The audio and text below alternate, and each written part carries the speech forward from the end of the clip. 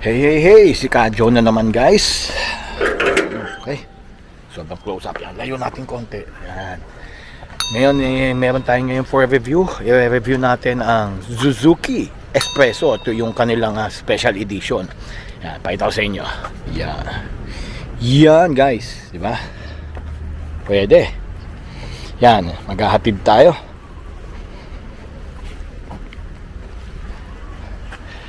Okay, tignan natin.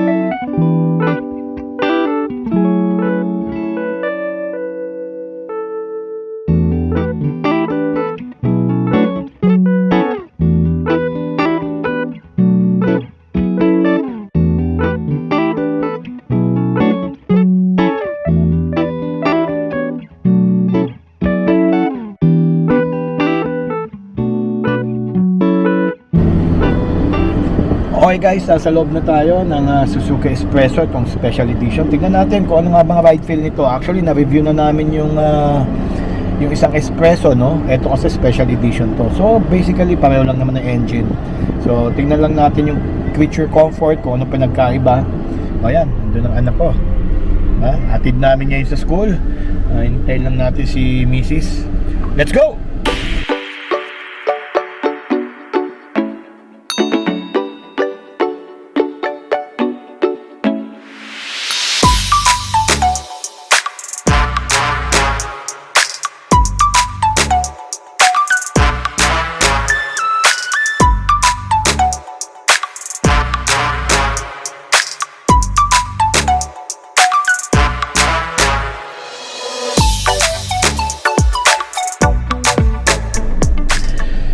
Okay guys, yung kahatid lang natin sa anak namin, no?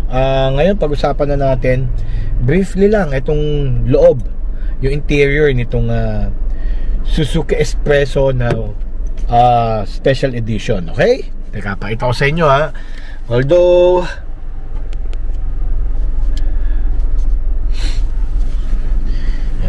actually ang pinakaiba lang naman talaga itong trimming na to may mga accents na to yan, silver siya. Although yung review namin noon is ganito rin, although hindi pa siya special edition, siya lang naka mags edition yan. Tapos ito, syempre mayroon tayong small packet dyan, siguro malagayan ng coins yan, aircon din, yung vent dito mayroon din siyang accent, no, silver accent yan, goes all the way to the back. Silver accents din siya. Okay, in front again, meron po tayong mga sun visor without any vanity mirrors. The mirror you'll only see here. Of course, inside is itong ating pong rear view. And meron tayong nag-iisang cabin light nandito sa front.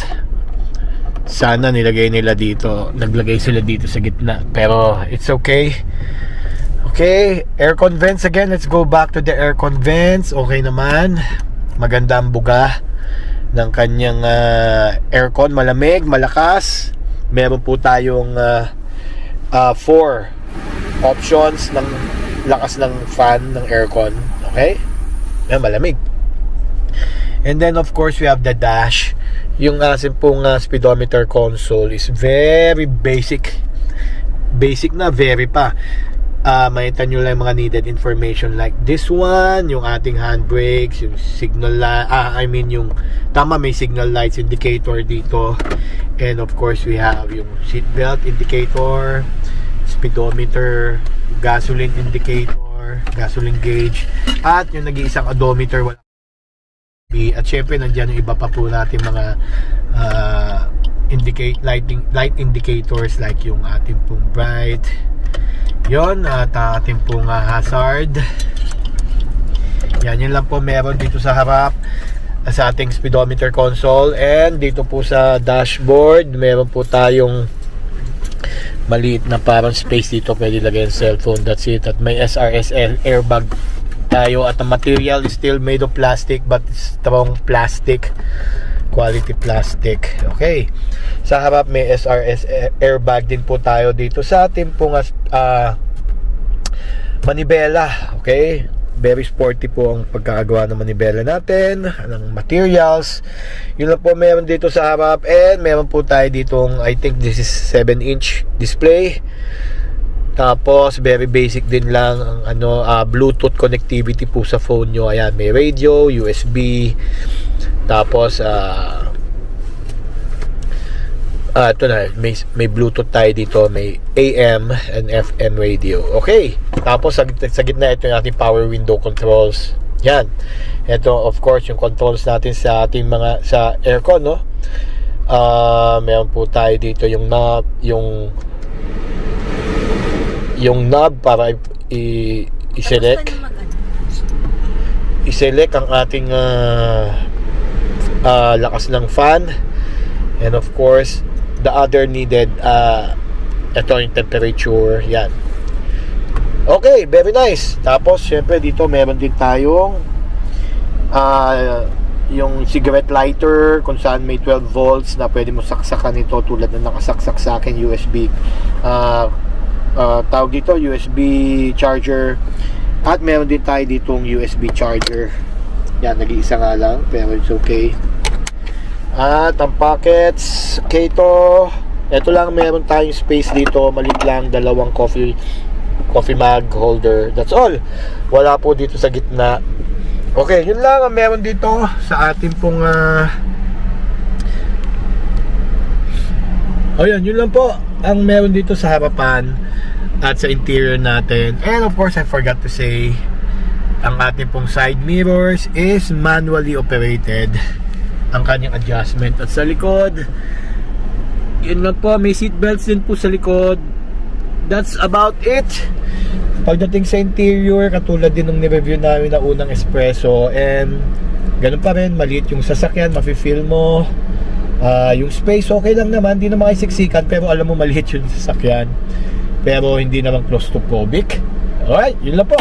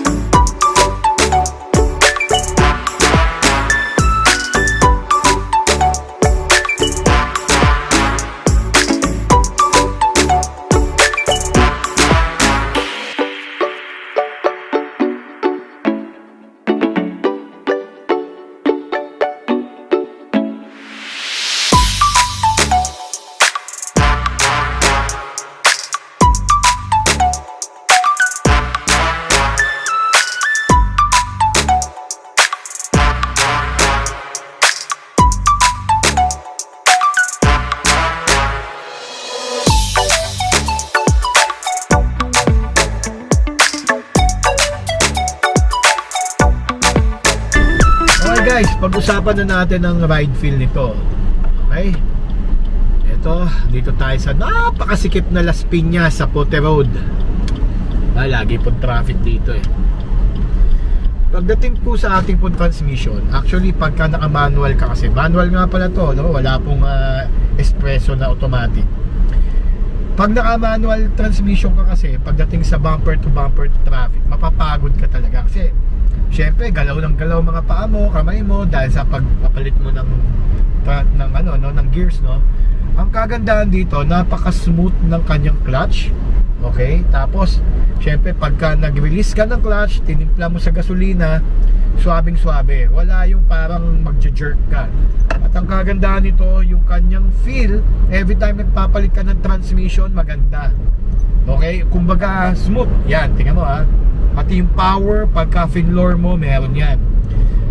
Usually kasi sa mga ganitong 1 liter engine, no? Kasi 1000cc to eh. Usually pagka ganitong mga engine, tapos sa 3 cylinder to, di ba? I believe, no? Very ano siya, yung torquey. Maganda yung torque niya, malakas. Tapos sa dulo, medyo doon ka lang sa dulo medyo magsasuffer kasi siyempre hindi naman ganun pagdating sa top end speed. Although meron, nakaka 120 naman po tayo dito pag nasa highways po tayo. Pero yung acceleration nito yung maganda. Talagang pagbakbakan ka dito sa mga inside the city, no? Madali maka-overtake. Kasi maganda nga yung power nito. Tapos yung again, balikan natin yung pagpalit natin ng gear. Maganda, smooth ang pagbalit ng gear natin. From 1 to 5, panalo po siya. Okay na okay po. Syempre medyo timplahin po natin na maganda para smooth po yung transition ng gear. Kasi minsan mapapakadyot ka pagka ikaw usually yung mga hindi pa ganun kasanay sa manual transmission, but I've been driving for how many years na naka-manual, kaya okay siya. Ngayon yung comfort of ride, ngayon traffic, no? So usually pag traffic ganun, laro ka ng laro ng iyong clutch, pero okay siya, no? Malamig kasi, comfortable yung mga upuan, although alam mo na medyo may kasikipan, maliit kasi, very compact yung car. Pero okay siya, yung comfortable pa rin. Tapos yung line of vision mo, yung lapad na mga salamin nito, okay na okay sa pananaw. Wala ka makikitang naka-block sa mata mo, no? Sa yung vision, no? So mas kita mo yung paligid. Tapos very clear talaga, pleasing sa eyes. Pati yung taas mo, pagkakaupo dito ay 5'6", magandang taas ang pagkakaupo ko. Kita mo pa yung hood mo, although maikli lang na may hood nito, kaya madali siyang isingit sa loob ng traffic, no? Very nimble pa siya. Yun naman maganda pag gamit mo to eh, no? Tapos syempre yung kanyang gasolina, napakatipid po sa gas nito. Okay, pagdating naman sa suspension, okay naman na suspension. Mararamdaman mo na ginagawa niya yung function niya. Yun lang, mararamdaman mo medyo may ingay. Kumbaga rinig mo yung kalsada, as in rinig mo yung labas. Wala siya ganun ka soundproofing masyado. Syempre, what can you expect from a 500,000 plus pesos worth of a car, no? Very basic lang, no? Ramdam mo yung paligid mo sa labas, okay lang niya, kahit paano alam mo yung nangyayari sa labas. And ramdam mo bawat mga uneven roads, yung mga lubak, maramdaman mo yan, ma-feel mo yan. Pero hindi naman ganun mapapagod ka dahil maganda yung bounce dito sa upuan mo. At paano maramdaman mo na gumagana yung suspension kung paano siya dapat gumana. Hindi lang yung parang smooth, no? Na makukuha mo sa mga ganda talaga mga sasakyan, mga high-end. Pero pwede na to, very basic. Yung kailangan mo sa isang sasakyan, makukuha mo rito. Ang masarap pa nun kasi nga maganda rin yung aircon niya. Okay? And very basic din yung ating infotainment system, no? Makita mo lang naman dito yung mga connections mo and everything sa Bluetooth, sa yung phone, no? Pagdating lang naman yung sa sounds, wala po tayo dito tinatawag na ways o yung direction, yung navigation, wala po yan. Maglagay na po tayo rito kung saan natin pwede kabitan ating cellphone for navigation. But I welcome yung magandang placement ng mga side natin, ng mga windows, no? Yung power windows nandito po sa gitna ng console. Mas madali po siya maabot kahit ng passenger mo. And syempre very basic din yung ating temperature control, so yung ating aircon. So as in basic yung car, okay siya. Yung kanyang fuel consumption, yung kanyang economy, panalo. Yung kanyang ride feel, okay lang, sakto lang. Makakarating ka sa pupunta mo na komportable kahit malakas pa ang ulan, mainit pa ang araw. Andun yun, okay siya. Basic, sa pagka-basic, panalo po siya. At sa price niya, okay to. O yun. Tapos, again, iba pa rin yung nagmamaneho ka ng manual, ramdam mo na parang connected ka talaga sa sasakyan mo. Okay? Very nimble, very quick. Sa highway, pwede rin patakbuhin. Yun nga lang, wag ka gano'ng may pagsabayan sa mga mas malalakas na mga sasakyan dahil syempre iiwan ka talaga sa highway speeds. Pero kaya-kaya na to mag-cruise ng 100 kilometers per hour. Yun lang naman ang kailangan natin dito sa ating mga kalsada, lalo na sa ating mga expressway. So yun po ang ating pong ride review, ride feel dito sa bagong Suzuki Espresso. Ito po yung kanyang special edition. Wala po pinagkaiba ang makina nito o ang ride feel nito sa mga normal o regular mga base models nitong Espresso. Pagkakaiba lang more on the trimmings, yung kanyang mag wheels sa bago and everything. Yun lang. Very good. And of course, iba na rin yung ikaw nagko-control ng sarili mo manually nung inyong mga side mirrors. Okay, tingnan natin kung okay naman ang overall package ito. Mamaya pakita natin mga pictures, pakita natin yung pinaka itsura, yung pinaka design kung okay. Okay, rock and roll.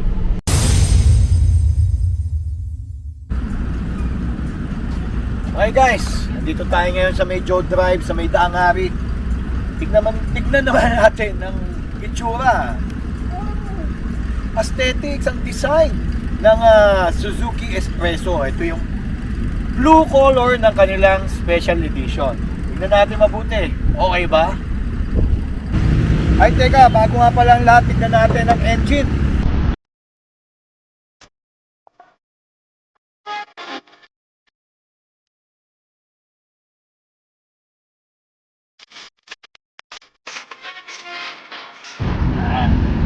Natin ang engine.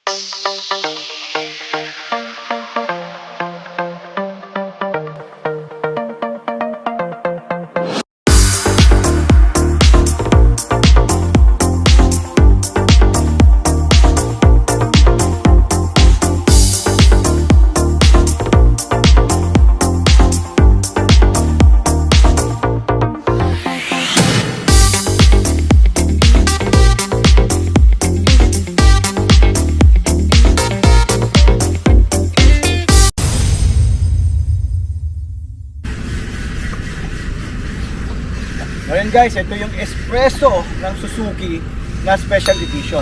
Napaka-basic, napaka-simple, pero gets the job done. Okay? Comfortable ka rin dito sa loob. Sa kanyang halaga, no, nasa 500 plus. Ito, lalagay natin yung magkano. Okay na po to for your family, for your small family, lalo na pag nag-start up ka pa lang. Okay?